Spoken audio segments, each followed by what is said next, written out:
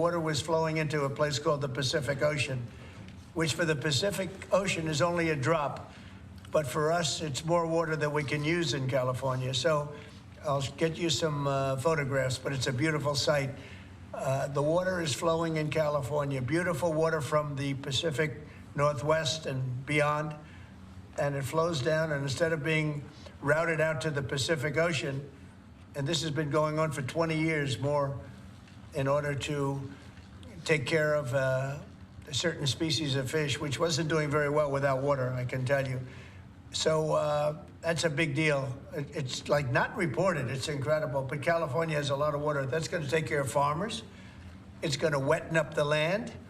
And it's going to go all the way down to Los Angeles, where they have curfews on water, where they have all sorts of blocks on water. You can only use so much. We're going to put until just recently, they were going to put a number of gallons per person living in a house in Beverly Hills on water. You're not going to have that problem anymore. Do you have a picture? Let me just see what that looks like. How beautiful is that? Look at that beautiful water flowing. Look at that. That's coming in the dikes and other means of transportation. Isn't that beautiful? Who would believe that? That's all water they could have had. I went to the governor during my first term and I said, why don't you do this?